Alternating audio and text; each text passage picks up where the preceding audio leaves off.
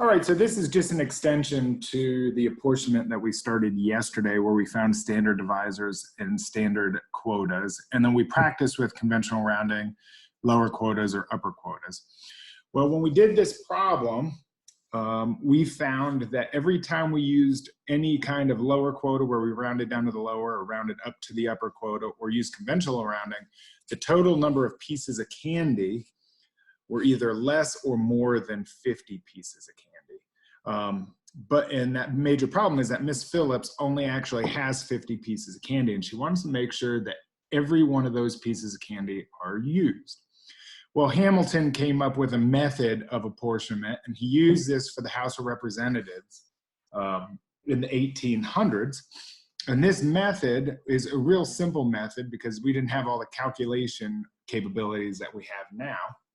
And it's a very usable, easy, friendly way that people apportion positions for jobs as well, because the calculations are really simple. So Hamilton says, okay, we get the standard quota and we get all these decimals, and there's no way we can actually divide people or candy or items into these decimal fractions. So for example, child 1 cannot get 8.33 pieces of candy. So what Hamilton says is real simple. Let's not use any complicated math. Let's go ahead and round all the way down to the lower quota. So he says, okay, child 1's really only going to get 8, then 4, then 9, then 11, and then 16. And the problem with this, what we found yesterday was, well, if we add all those up, 8 plus 4 plus 9 plus 11 plus 16, we only get 48 pieces of candy. So he says, well, okay, I've only got 48 pieces of candy. That means there's still 2 remaining. So there's 2 extra that need to be handed out.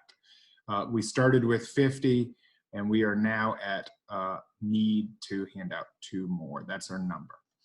So Hamilton says, well, let's make this super simple. Let's look at the decimals of each one of the numbers. So 0.33, 0.33, 0.961, 0.611, 0.33, and 0.388. And he says, let's do this real simple. Let's hand out the 2 that have the highest decimal, not the highest number of seats already, because that gives those people a lot of power. And since they already have more power, we would just be giving them more power automatically.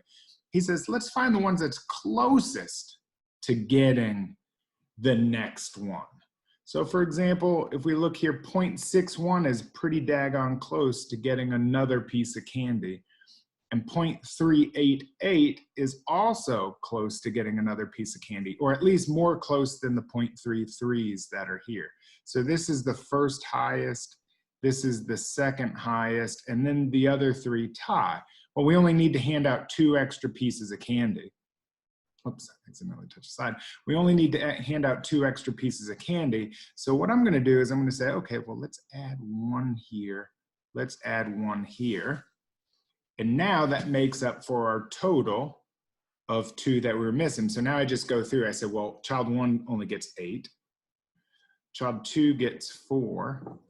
Child 3 gets 9. They were really close to getting an extra one, so we gave them the extra one. And child 3 gets 10. Child 4 has 11.